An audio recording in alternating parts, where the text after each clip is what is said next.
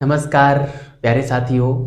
लगातार आप लोगों को कमेंट आ रहा था कि सर रिसर्च प्रपोजल जो हम बना रहे हैं उसमें टॉपिक कैसे सेलेक्ट करें, समस्या कैसे क्रिएट करें, इस पे जो है हमें बड़ी प्रॉब्लम आ रही है।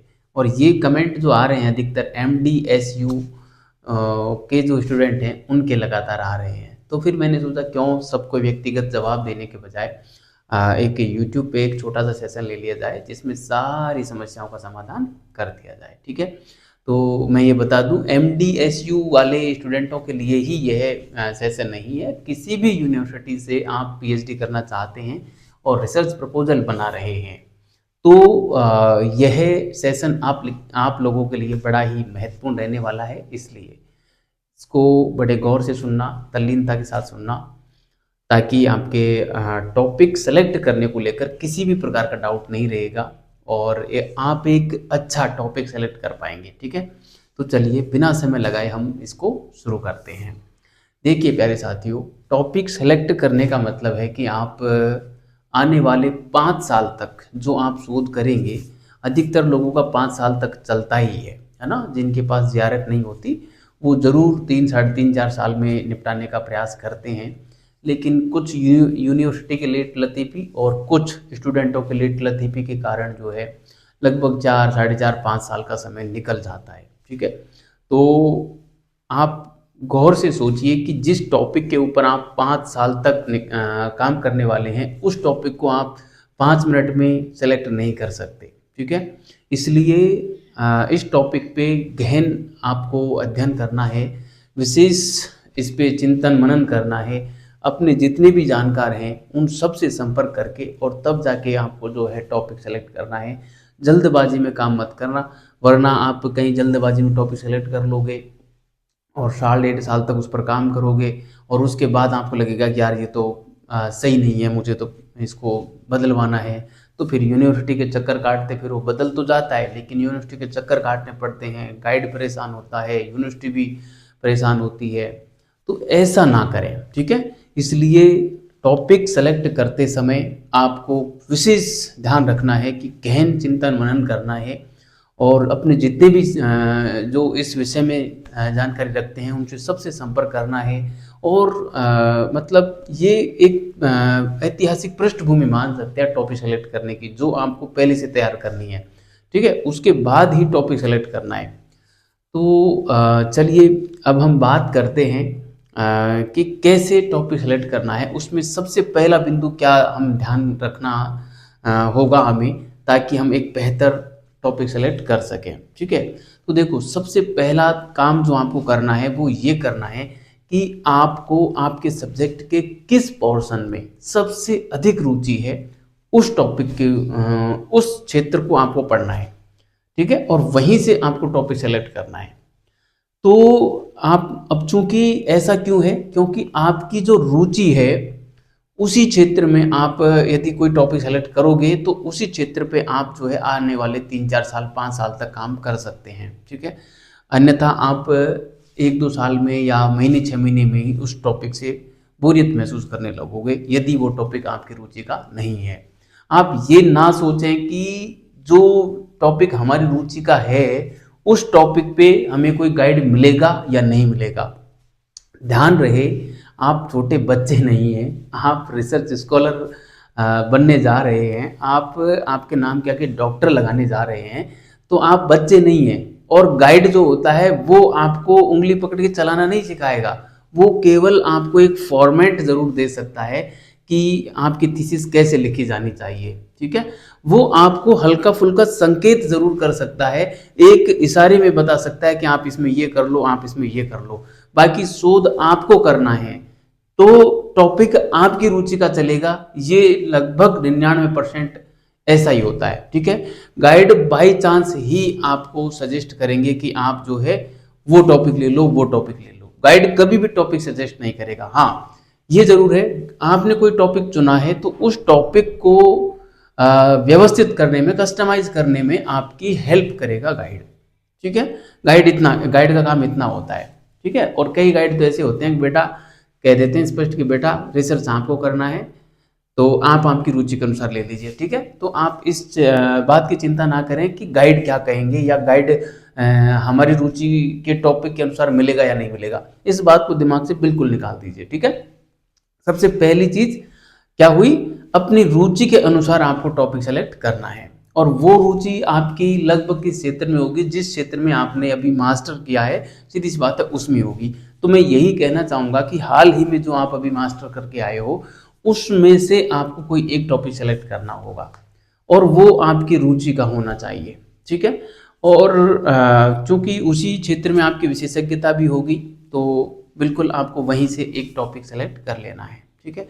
अब इसमें बड़ी समस्या ये आती है कि अधिकांश स्टूडेंट मेरे से ये कहते हैं कि सर उस विषय पे टॉपिक, उस टॉपिक पे यदि शोध हो गया होगा तो, सेम मिल गया तो। देखो ऐसा कुछ नहीं है, ये सब केवल एक सैद्धांतिक पोर्शन है ना, कि सेम टॉपिक पे पीएचडी नहीं कर सकते, ये केवल सिद्धांत है। व्यवहार में क्या होता है, व्यवहार ठीक उलट है, केवल टाइटल बदल दिया जाता है और पीएचडी हो जाती है, ठीक है। सेम नाम से टाइटल नहीं होना चाहिए बस, ठीक है। तो वो इतना सा काम गाइड कर देता है कि वो हल्का सा बदल देते हैं, बस उसको वर्तमान से जोड़ देते हैं। चूंकि मान लो अब से पहले जितने भी पीएचडियाँ हुई किसी भी टॉपिक पे, मान लो मैं हिस्ट्री का हूँ, हिस्ट्री पे मान लो कोई भी पीएचडी हुई, जैसे इतिहास क्या है इस विषय को लेकर मान लो पीएचडियाँ हो गई, तो इसको वर्तमान संदर्भ में जोड़ दो, है ना। इतिहास क्या है और इसकी वर्तमान संदर्भ में क्या प्रासंगिकता है, बस। अब वर्तमान संदर्भ जैसे आपने दिया, तो चूंकि पीएचडियां अब से पहले हुई हैं, वो तो उस समय की थी, हमने टॉपिक को वर्तमान संदर्भ से जोड़ा है, तो ये अब का हो गया ये टॉपिक, है ना। तो कहने का मतलब भिन्न हो जाता है, वर्तमान से आप जैसे टॉपिक को जोड़ते हो ना, तो वो टॉपिक अपने आप में यूनिक हो जाता है, बस, ठीक है। तो देखो समस्या क्रिएट करने में अब आपको कोई प्रॉब्लम नहीं आएगी। किसी भी टॉपिक पे आप यदि शोध करना चाहते हैं तो उस टॉपिक को वर्तमान से जोड़ दो।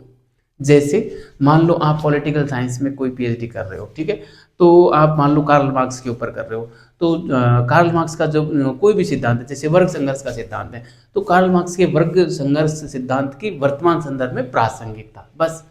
मतलब टॉपिक एकदम स्पष्ट होना चाहिए और संक्षिप्त होना चाहिए, सार गर्भित होना चाहिए, गागर में सागर भरने वाला होना चाहिए, है ना, ताकि अट्रैक्टिव लगे, गाइड भी देखते खुश हो जाए, यूनिवर्सिटी वाले भी देखते खुश हो जाए कि यार टॉपिक अच्छा चुना है, ठीक है। तो अब मान लो जैसे ये मैंने पॉलिटिकल साइंस का उदाहरण दिया, और भी कोई है, जैसे इतिहास वाला कोई भी विद्यार्थी है, वो चाहता है कि वो इतिहास पे जैसे मुगल काल पे कोई शोध करना चाहता है, मुगल काल की अर्थव्यवस्था पे शोध करना चाहता है, तो मुगल काल की तत्कालीन जो आर्थिक नीतियां थी उनकी वर्तमान संदर्भ में प्रासंगिकता, है ना, कहने का मतलब वर्तमान से जोड़ दो आप टॉपिक को, तो वो एकदम रिलेवेंट बन जाता है, ठीक है। तो इस प्रकार से आप टॉपिक सेलेक्ट करते चले जाओ। और अब ये तो मैंने आपको बताया कि टॉपिक को कैसे सेलेक्ट करना है, कहाँ से सेलेक्ट करना है, और उसकी वर्तमान संदर्भ में प्रासंगिकता भी कैसे दर्शानी है, तो ये हमने सेट किया। अब देखो टॉपिक सेलेक्ट करने के लिए आपको एक काम और करना पड़ेगा। अब दूसरा काम मैं आपको जो बता रहा हूँ वो बड़ा महत्वपूर्ण काम है, और वो काम है आपने जिस क्षेत्र से टॉपिक सेलेक्ट किया है उस टॉपिक के ऊपर या उससे रिलेटेड अब तक जो भी शोध कार्य हुए हैं उनको आपको थोड़ा सा शोध गंगा पे जाके देखना पड़ेगा, ठीक है, या उनसे संबंधित कोई भी रेफरेंस पुस्तकें आपको मिल जाएं, ठीक है, तो वो पढ़नी है।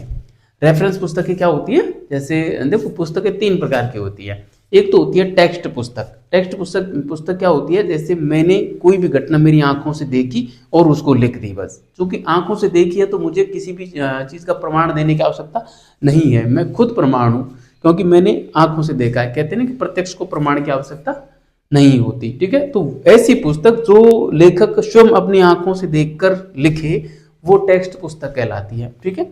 अब टेक्स्ट पुस्तक के आधार पर यदि कोई अन्य बंदा पुस्तक लिखे, है ना, जैसे मैंने कोई पुस्तक लिख दी, अपनी आंखों से कोई चीज कोई घटना को देखा, उसको मैंने लिखा, तो वो पुस्तक कहलाएगी टेक्स्ट पुस्तक।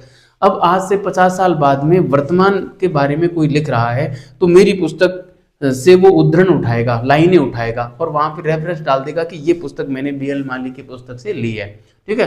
तो ऐसे रेफरेंस देते हुए जो पुस्तक लिखी जाती है ना उसको बोलते हैं रेफरेंस पुस्तकें, ठीक है।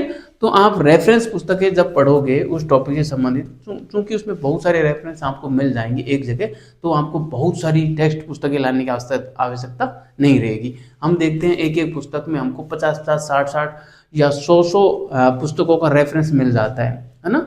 कई रेफरेंस पुस्तकों में आप देखेंगे ना, तो पेज के लास्ट लास्ट में, पुस्तक के लास्ट लास्ट में आपको 2-3-4 पेज सिर्फ रेफरेंसों के मिलते हैं।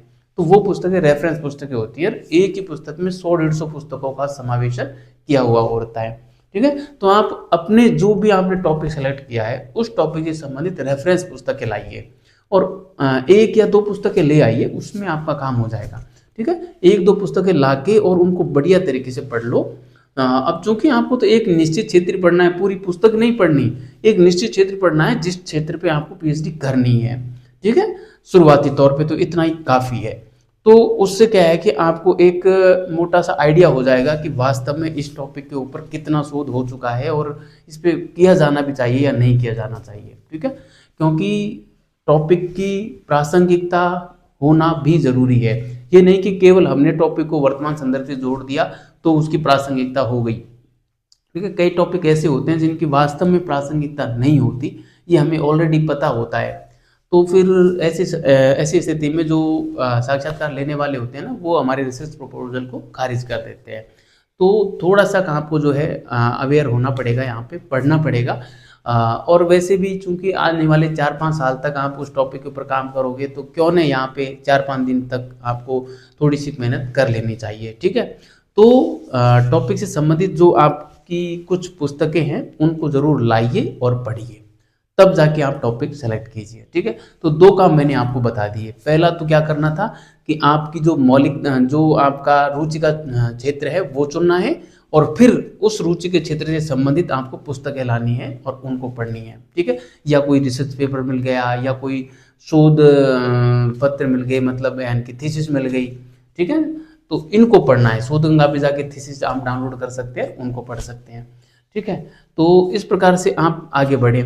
और क्या कर सकते हैं, और अब आप ये चेक करें कि आपको जो आपने टॉपिक सेलेक्ट किया है उस टॉपिक के से संबंधित आपके पास डेटा कितने हैं, है ना। यानी कि आपने मान लो ऐसा टॉपिक सेलेक्ट कर लिया जिसके स्रोत ही उपलब्ध नहीं हो पा रहे हैं, तो फिर आप शोध कैसे करोगे, किसके माध्यम से शोध करोगे। ठीक है। इसलिए आप डेटा भी देखें कि उसका डेटा कितना उपलब्ध हो सकता है ना। आपने ऐसा टॉपिक चुन लिया, जैसे इतिहास वाले कोई ऐसा टॉपिक चुन लिया जो आपको पुरातात्विक स्रोत उसके ऊपर उपलब्ध हैं, है ना। जैसे कालीबंगा के ऊपर आप शोध करना चाहते हो तो आपको कालीबंगा जाना पड़ेगा। और मान लो आप जॉब में हैं या आप कोई ऐसा काम कर रहे हैं कि आप वहाँ तक नहीं जा सकते, तो आप ऐसा टॉपिक मत सुनिए जो आपको कहीं दूर जाना पड़े। ठीक है। आप ऐसा टॉपिक चुनिए जो आपके वहीं से संबंधित हो। अधिकतर लोग आपने देखा होगा कि अपने ज़िले के ऊपर शोध करते हैं, चाहे वो पॉलिटिकल साइंस वाले हैं तो अपने ज़िले की जो प्रशासनिक व्यवस्था है उसके ऊपर ले लेते हैं, हिस्ट्री वाले हैं तो अपने ज़िले के जो ऐतिहासिक पुरुष होते हैं उनके ऊपर कर लेते हैं, सोशोलॉजी वाले होते हैं तो वो अपने ज़िले की सामाजिक व्यवस्था पर कर लेते हैं। ऐसा क्यों है? क्योंकि वो अपने ज़िले के बारे में अच्छा जानते हैं, अपने ज़िले के सारे डेटाज उनके पास उपलब्ध रहते हैं, इसलिए उनको समस्या नहीं आती, है ना। और ऐसा नहीं है कि अब आप यहाँ से हैं, राजस्थान से हैं, आप उत्तर प्रदेश की जो है राज व्यवस्था पे जाके शोध करने लगो, तो कैसे आप उत्तर प्रदेश में भ्रमण कर पाओगे। ठीक है। तो इस चीज़ का भी ध्यान रखें, क्षेत्रीयता को प्रायोरिटी दें। ठीक है। और फिर आप जो है अपना टॉपिक सेलेक्ट करेंगे तो आपको डेटा संबंधित कोई प्रॉब्लम नहीं आएगी। ठीक है। अब इतना सब कुछ करने के बाद आप जो है अच्छे से एक अच्छा टॉपिक सेलेक्ट कर सकते हैं यदि आपने ये काम किया है तो। और अच्छा टॉपिक सेलेक्ट होगा तो आप यकीन मानिए 30 से 40% पीएचडी आपकी पूरी हो गई। 30 से 40% काम आपने पूरा कर लिया, ये ध्यान रखना, क्योंकि अधिकांश स्टूडेंट टॉपिक में ही उलझ जाते हैं कि टॉपिक क्या सेलेक्ट करें, है ना। तो ये हो गया। इसके अलावा तो अब आगे की बातें हैं, जब आपने टॉपिक सेलेक्ट कर लिया तो फिर उसकी प्रासंगिकता को बनाए रखना चाहिए उस टॉपिक का। हाँ, एक चीज़ और बताऊंगा, टॉपिक जो सेलेक्ट करो उसमें आप लिमिटेशन का जरूर ध्यान रखो, है ना। यानी कि टॉपिक का सीमांकन करना बहुत ज़रूरी है। टॉपिक इतना विस्तृत नहीं होना चाहिए, है ना। ये बात वैसे मैं पिछली जो सेशन मैंने लिया था उसमें मैंने बताया था कि टॉपिक संक्षिप्त होना चाहिए, सरल होना चाहिए, स्पष्ट होना चाहिए। ठीक है, संक्षिप्त क्यों? क्योंकि यदि वाइड होगा तो हम समस्या का समाधान ढूंढने के बजाय समस्याओं में उलझ जाएंगे, है ना। इसलिए टॉपिक का एकदम लिमिटेशन करना बहुत ज़रूरी है। संक्षिप्त होना चाहिए, सारगर्भित होना चाहिए, ताकि जो साक्षात्कार लेने वाले हैं उनको भी अट्रैक्टिव लगे, और यदि उसके ऊपर हम शोध कार्य करेंगे भी या करें भी तो हम समस्याओं में उलझे नहीं और समस्याओं का समाधान अच्छे तरीके से ढूंढ सकें, उसके डेटाज उपलब्ध हो सकें, उसकी मौलिकता हम बनाए रख सकें। ठीक है, तो प्यारे साथियों, इस सेशन को मैं यहीं रोकता हूँ। मुझे लगता है आपको टॉपिक कैसे सेलेक्ट करना है इसके बारे में जो मैंने टिप्स दिए हैं आपको, वो आपको ज़रूर कारगर साबित होंगे। मैं फिर कह दे रहा हूँ, आपको जल्दीबाजी नहीं करनी है रिसर्च प्रपोजल बनाते समय, क्योंकि आने वाले 5 साल का जो निर्णय है वो आप इन 2, 3, 4, 5 दिन में तय करेंगे। ठीक है, तो टॉपिक सेलेक्ट करते समय जल्दीबाजी नहीं करें, सभी से जानकारी लें। जितने भी आपकी नज़र में लोग हैं कि आपको लगता है कि ये समझते हैं, ये समझते हैं, उनसे ज़रूर संपर्क करें। ठीक है, कोई भी जैसे हाल ही में अभी पीएचडी कर रहा है उससे ज़रूर संपर्क करें, क्योंकि जो जिसने आज से 10-15 साल पहले या 20 साल पहले पीएचडी की है उसको अनुभव कम है वर्तमान स्थिति का, और जो अभी पीएचडी जिसकी रनिंग में है, जिसने हाल ही में रिसर्च प्रपोजल बनाया है, तो उसको अनुभव मतलब उसको नॉलेज ज़्यादा है। अनुभव तो खैर नहीं है लेकिन नॉलेज ज़्यादा है, इसलिए उस व्यक्ति से ज़रूर संपर्क करें। ठीक है, और उसके बाद ही आपका टॉपिक सेलेक्ट करें, जल्दीबाजी ना करें। ठीक है, तो चलिए मैं इस सेशन को रोकता हूँ। फिर भी यदि आपको कोई बात समझ में नहीं आई हो, कुछ पूछना हो, तो आप मेरे से संपर्क कर सकते हैं। कॉर्नर में आपको नंबर दिख रहे हैं, कॉलिंग व्हाट्सएप दोनों अवेलेबल है। ठीक है, और कमेंट बॉक्स भी अवेलेबल है, आप यहाँ भी कमेंट कर सकते हैं, मैं यहाँ से जवाब दे देता हूँ। धन्यवाद।